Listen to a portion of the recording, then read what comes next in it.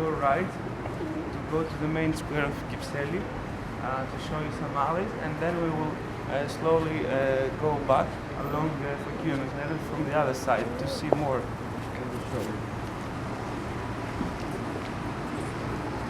Here is the square with many cafes. Platanos Square.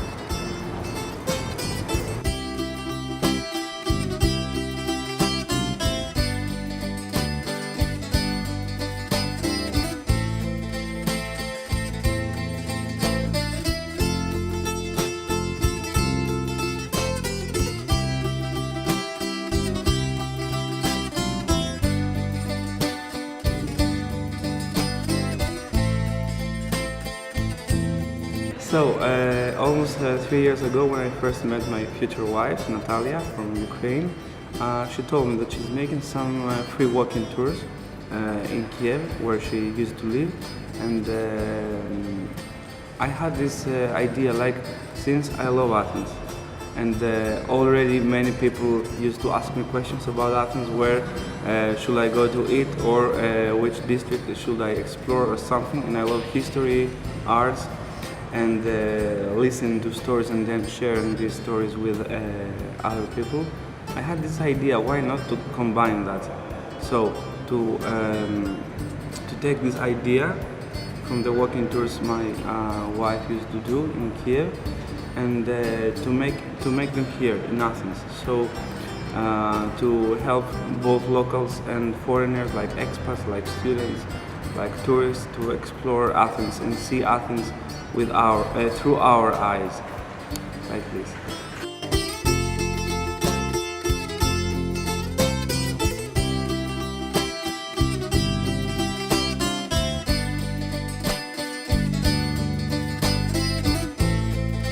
So we organize and we make thematic walks around Athens in specific districts and spots of the city, where we can explore the history of these spots and stories and so many hidden gems of the place where we live, and the foreigners they visit, and in other way they wouldn't have any chance to explore them and actually discover them. And also we really like creating some, organizing some gatherings, like gatherings for cinema, so to watch some movie, through that movie and analyzing that movie, we can explain some more things about Greek culture to our visitors. Or gatherings in Greek restaurants and taverns, where we can, through the gastronomy, we can also discuss the Greek culture through the gastronomy, the history, and stories that explain to people names of several dishes or recipes, or the way of thinking and cooking and living in Greece. Because gastronomy is one more aspect of art and culture, actually. First, we have the idea, the notion, and we always have new ideas, creating a brainstorm to us. So since we have the notion, the first idea, then we start thinking about how to materialize it, how to plan it. Then we start making some plan, then some research or study. It depends on the, let's say, the nature of the activity, of the event. And then after we have already created, for example, if it's a walk or some historical walk, after we collect all the information we need and we check them again and again many times, we create also the route, the exact route we want to follow. And after we have all this stuff ready, we make an announcement. We post photos. Most of the photos we take them. On the let's say the archive footage we don't. Of course, it's not ours. And then through Facebook, as I told you, or Couchsurfing, but mostly Facebook, we announce the event, and also we just share the information with friends who have other friends. So by word of mouth also the information is spread, and this is how people know, uh, they get aware for the activity, and they come. Through our group, the Ithaca Travel Community, we like creating and promoting several activities focused on communication of tourism, but the slow tourism as they used to call it nowadays. And so some more deep and more real traveling and knowing the place where you visit. And in general, recreational activities that help people to come closer, to communicate to each other, to share knowledge, share experiences, to have this really interesting cultural exchange, let's say, to share ideas, dreams, and basically knowledge about places and the stories and history of these places where we live in and the places we do visit.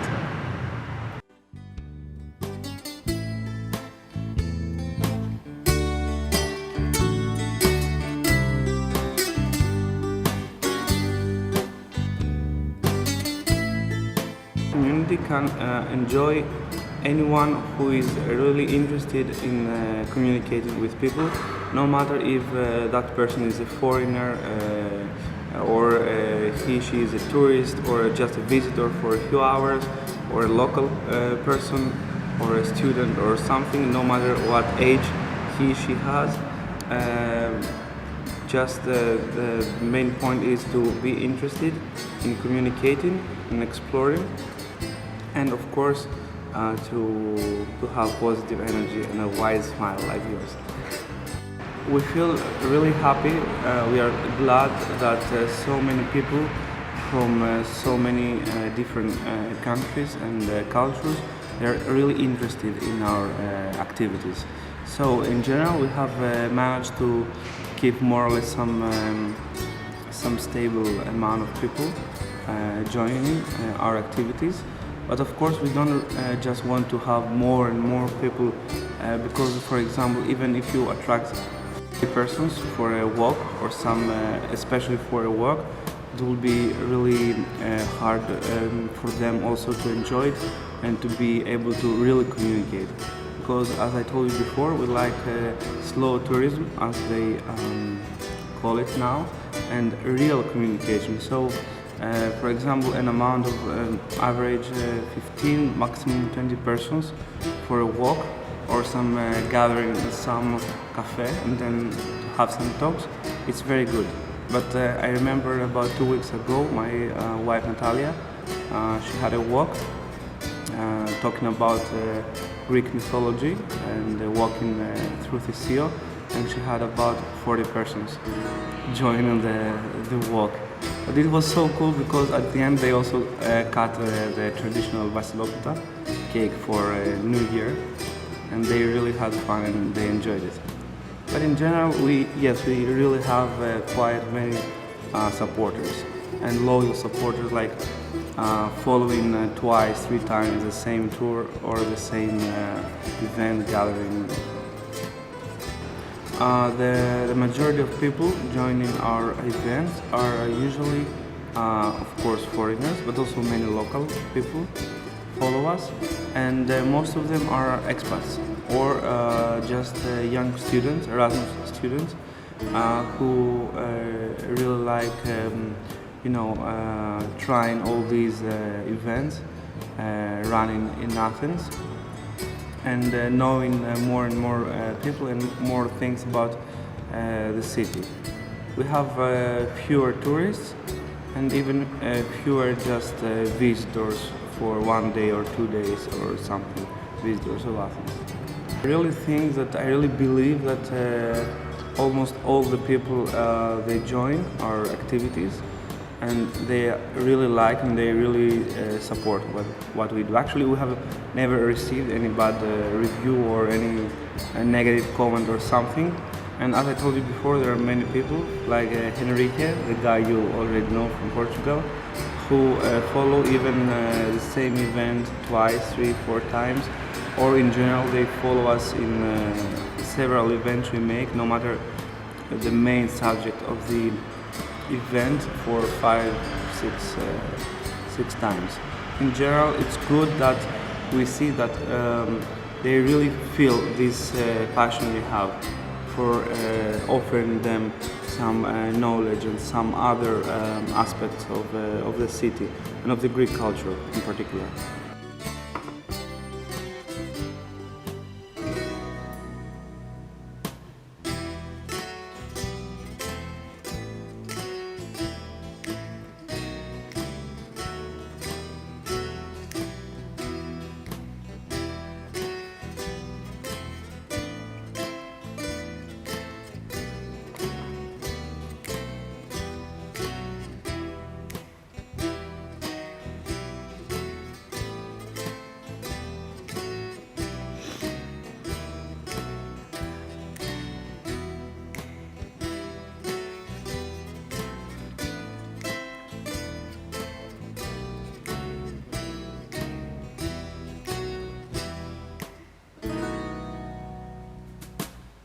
I'm from Romania.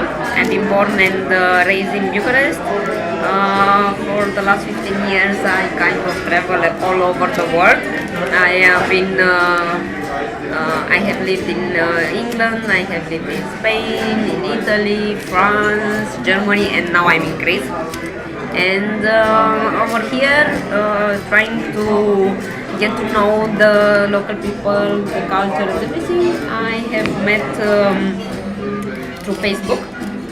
While I was searching for some activities, I have met the Ithaca Travel Community, and I discovered that they are just amazing people. They are very positive, very knowledgeable, and what I love the most about them is that they bring joy and fun in everybody's life. At least in my case, they did bring a lot of joy and fun, and I've learned a lot of things together with them. We have done quite a lot of events. I have been to, I think, 5, 6 already, not more. I think there are more actually. They have different ones. They have just walks around, talking about the history, talking about the culture, talking about the surroundings, the neighborhood, all this kind of stuff. We had all kinds of events about the food, especially the Greek food. Tzatziki and souvlaki and gyros. Oh my god, yummy, yummy. They choose all the time a new taverna in a new place with new flavor, not only flavor as food but flavor as culture and history. Now we are in the Daki, I think is the name of the place, and all the way around you can see pictures that they're like some of them from centuries ago. It's awesome. Honestly, you can learn so much only going and being with them. They are amazing. They're like a Wikipedia of the Greek culture. You can touch the food, but you cannot hear. Hear the food. So if it's not significant, so we make this sound. So also the sense of hearing to participate. So you can do like this with the fork. No. Oh my gosh. This is bad for digestion. So this is where we are. Agri-Data. Ion on street. Those nice things that they cheered. Like we were told that the cheering is because that the mice were poisoned by the drink. You have to drink all of it, yes. Yeah, I you cannot have to cheer do and like then this, put it that down. some kind of it went to the other cup. Yes. Also in Ukraine, tell this story about you cannot have the hands down something. Generally, yes. You cannot do like this. It's disrespectful. It's like you want to drink on your own. And something else you have. Generally- Or kill it. And not to wear something, not to hide your hands, I think you have. I think you have some prejudice like this. Maybe it was not Ukrainian. We have this from about the bottles that you cannot take empty bottles keep them on the table. And actually, they say that it came from